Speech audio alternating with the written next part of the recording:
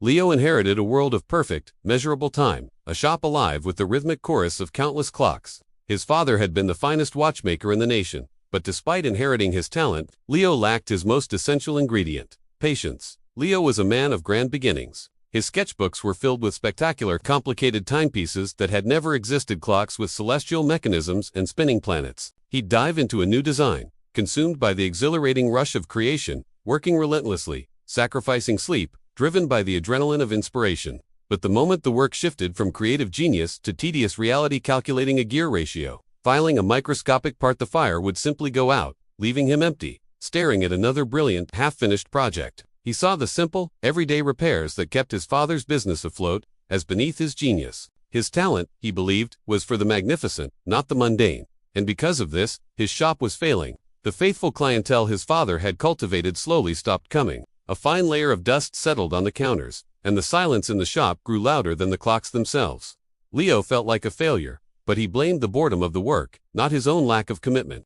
Then one morning, a wealthy, venerable man entered, carrying an imposing, silent grandfather clock, a true masterpiece. "My father left this to me," he said, his voice heavy with emotion. "It hasn't ticked in half a century. A dozen watchmakers called it irreparable. They said your father was the only one who might have fixed it." The old man looked directly at Leo. "They say you possess his talent. I will pay you enough to save this shop, if you can only make it work again." A massive surge of motivation shot through Leo. This was it. A legendary, impossible challenge. A puzzle that had defeated a dozen men. This was his chance to prove his genius. "I'll do it," Leo declared, his voice ringing with confidence. He tore into the work immediately, fueled by the intoxicating rush of the challenge. For the first few days, this fiery passion felt like proof that he was right. Success wasn't found in discipline, but in the overwhelming force of inspiration. But that fiery rush didn't last. The grandfather clock was composed of over 1,000 individual parts. To find the source of the 50-year silence, every single piece had to be painstakingly cleaned, checked, and measured. This was not the work of a visionary. It was the slow, back-breaking, profoundly boring labor of a craftsman. After the first week of this microscopic drudgery, Leo's motivation vanished.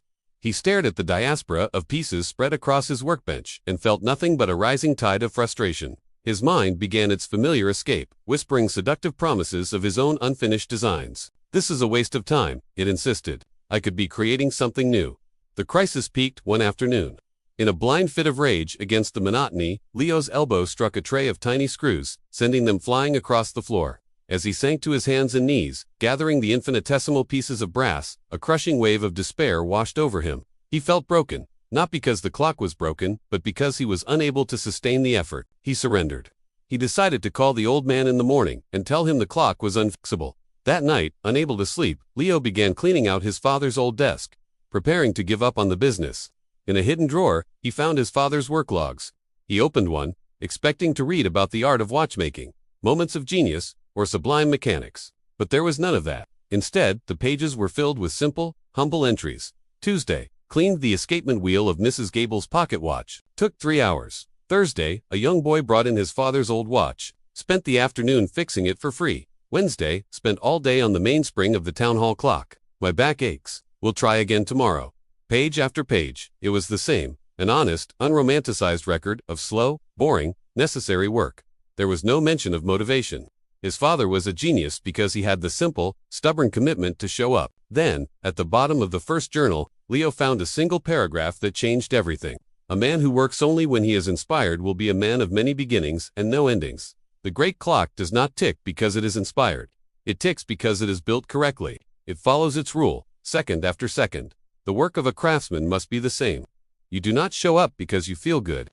You show up, and in doing the work, you might, if you are lucky, begin to feel good. The words were a thunderclap. Leo realized with sickening clarity that he had been looking for motivation to excuse his work, while his father had used discipline to create his genius. His father wasn't a creature of perpetual inspiration. He was a master of consistency.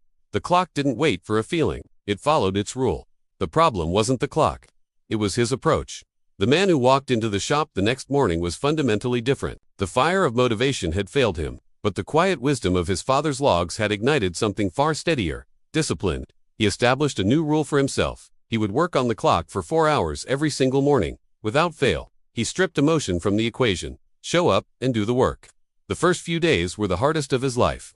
His mind screamed betrayal against the enforced tedium. But the new Leo simply worked until the 4th hour, put his tools down, and said, "I will try again tomorrow." Slowly, a profound shift began. He started to find a deep, quiet satisfaction in the work itself, the sheen of polished brass, the perfect fit of 2 gears, the honest pride in a job meticulously done. The tedium became meditative. After 3 long weeks of this steady, disciplined work, he found it. Deep inside the clock, a single tooth on a tiny gear was bent a flaw so minute it could only be found through unwavering patience. With the careful hands of a surgeon, Leo fixed it. Then, piece by piece, he began the triumphant process of reassembly. Finally, the moment arrived. He hung the pendulum, gave it a gentle push, and stepped back. For a long, heart-stopping moment, silence, and then, a tick. The sound was the most beautiful thing Leo had ever heard. It was not the loud noise of inspiration. It was the steady, humble, powerful sound of a promise kept. The next day, the old man returned.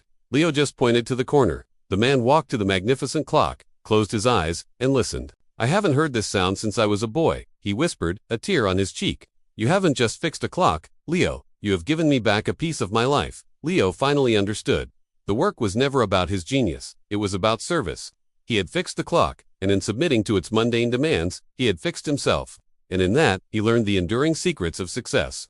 First, motivation is the spark that starts the car, but discipline is the engine that drives the long journey. The spark will fail, but the engine must be reliable. Second, learn to love the process, not just the prize. The real reward is not finishing the project, but becoming the kind of person who is capable of finishing it. And finally, the great secret is simply to show up, especially when you don't feel like it. Don't worry about the whole monumental staircase. Just focus on taking the next single step. Clean 1 gear. Write 1 sentence. That is how great things are truly built.